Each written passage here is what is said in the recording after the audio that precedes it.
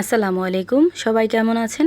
আশা করি সবাই অনেক অনেক ভালো আছেন। আজকে আমি তৈরি করব গরুর বট ভুঁড়ির কালাভুনা। এভাবে কালাভুনা তৈরি করা কিন্তু খুবই সহজ আর মুখে স্বাদ লেগে থাকার মতো রেসিপি। আশা করছি আপনাদের কাছে খুবই ভালো লাগবে। এখন কথা না বাড়িয়ে দেখে নেই আমি কিভাবে গরুর ভুঁড়ি ভুনাটা তৈরি করছি। প্রথমে এখানে পরিষ্কার করে রাখা গরুর বট ভুঁড়ি নিয়ে নিছি আর এই প্রসেসিংটা আমি কিভাবে করছি আমার চ্যানেলে দেওয়া আছে, চাইলে দেখে নিতে পারেন।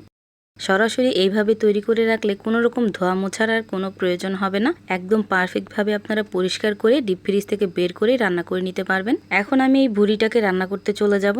এই জন্য একটা ফ্রাই প্যানে দিয়ে দিলাম কিছুটা পরিমাণ গোটা গরম মশলা, আদা রসুন বাটা 3 চামচ পরিমাণ, পেঁয়াজ কাঁচামরিচ কুচি দিয়ে দিলাম,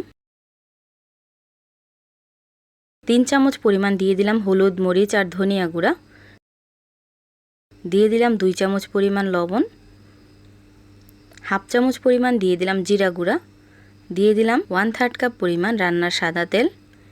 এখন হাত দিয়ে খুব ভালোভাবে মেখে নিতে হবে।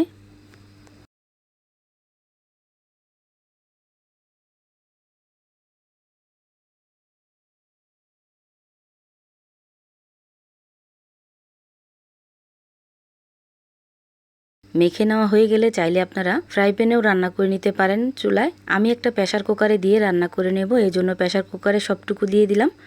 এখন দিয়ে দিব হাফ কাপ পরিমাণ পানি। এখন ঢাকনা লাগিয়ে 3টা সিটি দিয়ে নিব। 3টা সিটিতে কিন্তু খুব সহজে সেদ্ধ হয়ে যাবে। এদিকে বটটা রান্না হতে থাক। এখানে আমি কিছু মশলা নিয়ে নিছি।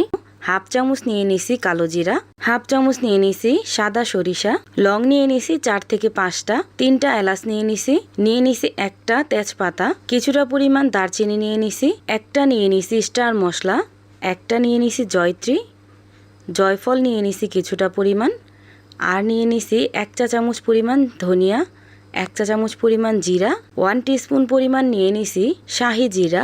এখন এই সবগুলো মশলা একসাথে করে নেব আর চুলার আঁচটা মিডিয়ামে রেখে এই মশলাগুলোকে ভেজে নেব।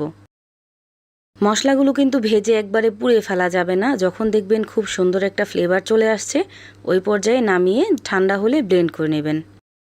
এদিকে বটটাও কিন্তু একদম পারফেক্টলি রান্না হয়ে গেছে। এখন আমি বটটাকে একটা ফ্রাই প্যানে নামিয়ে নিব।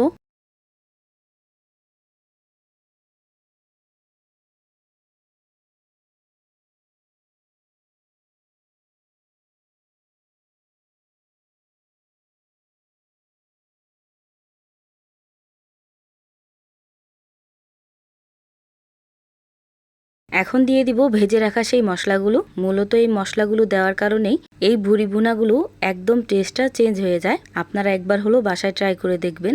এখন এই মাংসটাকে খুব ভালোভাবে রান্না করে নিতে হবে যতক্ষণ না কাঙ্ক্ষিত কালার চলে আসছে। দেখতেই পাচ্ছেন গ্রেভিটা কতটা সুন্দর, মাশাআল্লাহ।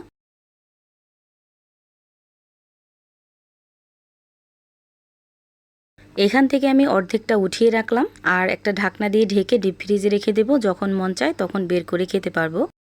এখন এই অর্ধেক বটটাকে আমি একদম কালা ভুনা করে নেব। এভাবে ভাজা ভুনা করে দেখবেন, ইনশাল্লাহ আপনাদের কাছেও একদম পারফেক্ট মনে হবে।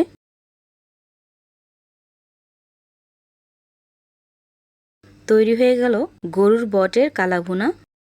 ভিডিওটা আপনাদের কাছে কেমন লাগছে অবশ্যই কমেন্ট করে জানাবেন। সবাই ভালো থাকবেন, সুস্থ থাকবেন। আল্লাহ হাফেজ।